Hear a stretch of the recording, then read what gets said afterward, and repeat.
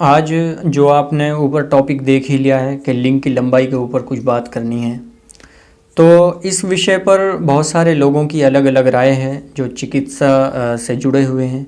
लेकिन हमारा निर्णय कुछ और ही है, क्योंकि बहुत सी किताबें उलटने पलटने के बाद, उस्तादों से जो भी मिला वो सीखने और परखने के बाद, तजर्बों के बाद हम इस नतीजे पर पहुँचे हैं कि लिंग की लंबाई व चौड़ाई, मोटा या पतला, ये केवल मर्द की शारीरिक लंबाई, चौड़ाई और क्षेत्रीय वातावरण पर बहुत ज़्यादा निर्भर करता है।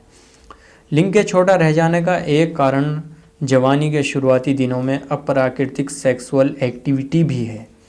जब शरीर के हर अंग के फलने फूलने और विकास का समय होता है, उसी समय हम गलत आदतों में पड़ जाते हैं, जिसका नुकसान जवानी के दिनों में या शादी के समय भुगतना पड़ता है। हर पुरुष को एक बात अवश्य याद रखनी चाहिए कि स्त्री को गर्भवती होने के लिए लिंग कम से कम 3 इंच ही काफ़ी होता है। ये एक ऐसी कड़वी मगर सत्य हकीकत है कि अधिकतर लोगों को हजम नहीं होती।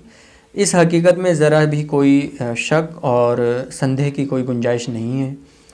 अब कोई डॉक्टर, हकीम, वैद्य या ऐसी कंपनियां जो लिंग को लंबा करने का दावा करती हैं, कितना भी पब्लिक और युवाओं का पागल बना लें, इस हकीकत को नहीं बदल सकते। अब सवाल ये उठता है कि सवाल यही उठता है, बार बार दिमाग में आता है कि लंबा करने का फितूर आता कहाँ से है।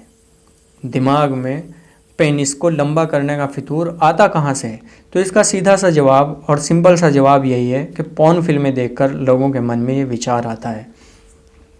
पॉर्न फिल्मों का भी मैं बता दूं कि दुनिया के अंदर हर इंसान एक्टर नहीं है, हीरो नहीं है।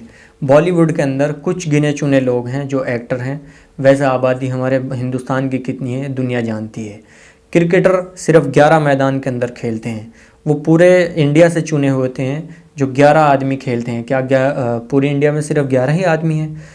समझ गए?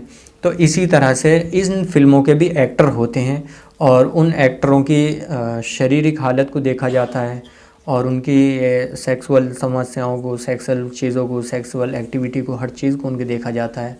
जब वो इन चीज़ों पर खरा उतरते हैं, पूरा उतरते हैं, तभी उन लोगों को लिया जाता है। ठीक है, तो ये फितूर आना बेकार है।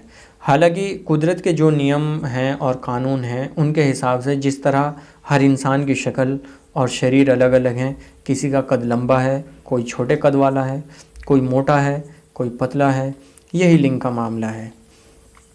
रही बात तेल की, तेल हम लोग भी बनाते हैं। पेनिस को मोटा करने के लिए गारंटेड तेल होते हैं।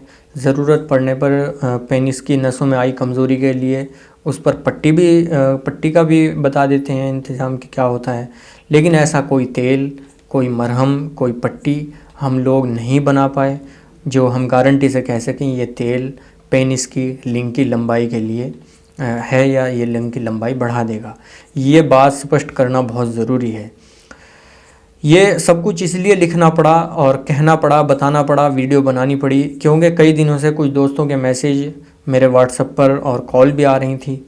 तो जो लिंग की लंबाई और मोटा करने के लिए तेल कैसे बनेगा, तीले के बारे में पूछ रहे हैं।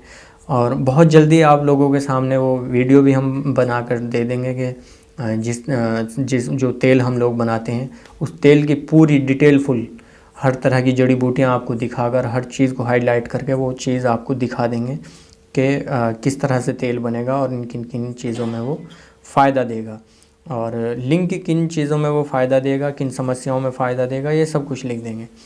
तो जो मोटा करना चाहते हैं वो उस तेल को बना लेना, मौज करना, उम्र चाहे जितनी भी हो, उससे कोई बड़ा मसला नहीं है। ठीक है, तो आज के लिए इतना ही। मुझे इजाज़त दें। शुक्रिया।